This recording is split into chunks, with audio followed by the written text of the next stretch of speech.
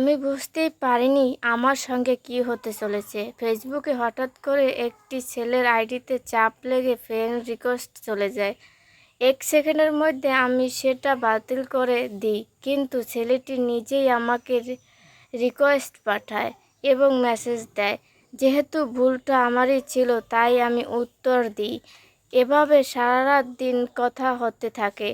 7 দিন পর সে আমাকে বিয়ের প্রস্তাব দেয় এবং আমি তাতে সম্মতি জানাই।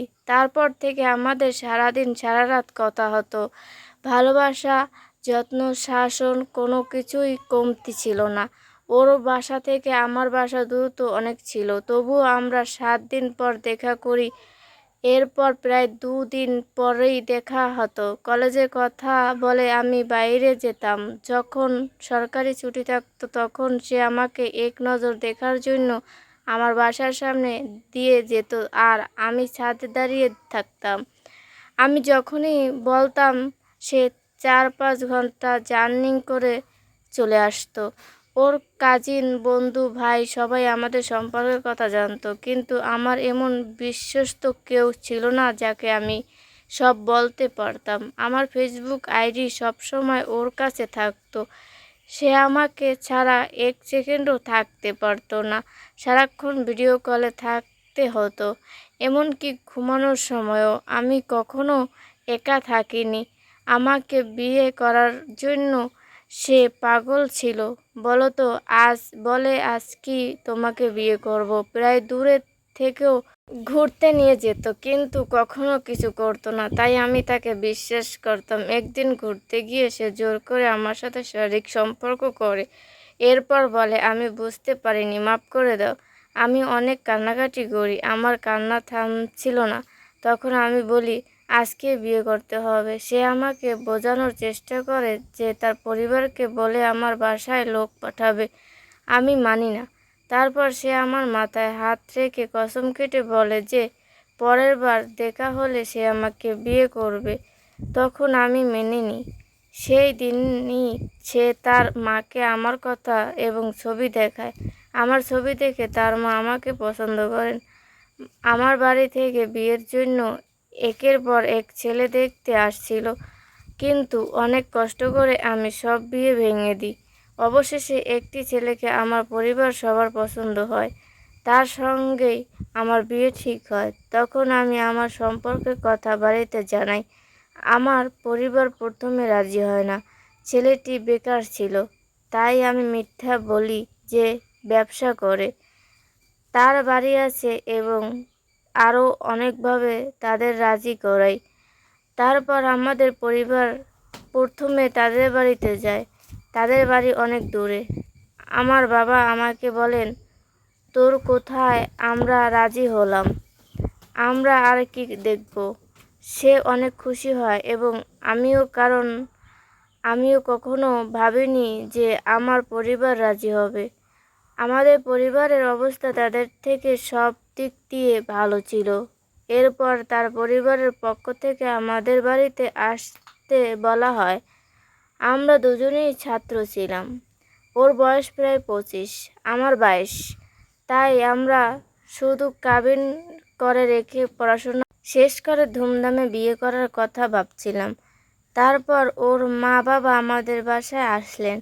সেদিন আমি সেজেগুজে তাদের সামনে যাইনি। ঘরে কম আলো ছিল। আমার সামনেই ওর মা সবাইকে বলেন, ছেলে মেয়ে যখন পছন্দ, এখানে আমাদের কিছু বলার নেই। আমরা আপনার মেয়েকেই নেব। আমরা নিজেরাও পড়াশোনার সময় রিলেশন করে বিয়ে করছিলাম। 6 মাস পর এই বিষয় নিয়ে কথা বলবো। ওর বাবা আমাকে আদর করে মা বলে ডাকেন। ওরা চলে গেলে আমি ছেলেটিকে সব জানাই। 6 মাসের লম্বা ডেট দেওয়া সে রেগে যায়। পরের দিন আমার সঙ্গে দেখা করে এবং বলে, এখন তো বিয়ের কোনো বাধা নেই। এরপর সে বাসায় গিয়ে তার মায়ের সঙ্গে লম্বা ডেট দেওয়ার ঝগড়া করে। এক পর্যায়ে ওর মা বলেন, তোমাকে আমার পছন্দ হয়নি, তুমি কালো, খাটো এবং তোমার বয়স বেশি, তিনি আমাকে বিয়ে করবেন না। আসলে আমি কালো নেই, ফর্সা। আমি প্রায় ছেলেটির সমান লম্বা এবং তার থেকেও 2.5 বছরের ছোট। ছেলেটি তো জানে সব মিথ্যা, অথবা রাতে ভুল দেখেছে। সে আমাকে সান্ত্বনা দেয় এবং আমার বাড়িতে কিছু বলতে নির্দেশ করে। সে জানায় যে তার খালা এবং নানি আমাকে কলেজে এসে দেখবেন, যাতে আমার মা বুঝতে পারলে যে তিনি ভুল দেখেছেন। আমারও বিশ্বাস ছিল যে আবার দেখলেই তিনি সব বুঝতে পারবেন। সে বাসায় ঝগড়া করে কারো সঙ্গে কথা বলতো না, শুধু আমার সঙ্গে কথা বলতো। এভাবে 6 দিন যায়। সে আমাকে দেখার জন্য পাগল হয়ে যায়। তাই পরে আমাদের দেখা হয়। এরপর আবারও 4 দিন আমরা দেখা করি। শেষ দিন দেখা করার পর সে গ্রামের বাড়ি যায়। তার ফোনে চার্জ ছিল না। সেই রাতে প্রথমবার তাকে ছাড়া আমার অনেক কষ্ট হয়। পরের দিন সকালে সে আমাকে কল দিয়ে বলে ফোনে চার্জ ছিল না। এরপর থেকে তাকে আর অনলাইনে পাই না, ফোনও বন্ধ। 2 দিন পর সে আমাকে কল দেয় এবং বলে, আমার গ্যালারিতে এত ছবি কেন তুলছো? কাকে দিয়েছিলে? আমি ধরে নিয়েছি তোমার আমার আগের জন্য কারোর সঙ্গে রিলেশন ছিল, তাই এত ছবি তুলেছো। বেকআপ। আমি অনেক কান্নাকাটি করি, বোঝানোর চেষ্টা করি যে সে আমার প্রথম ভালোবাসা।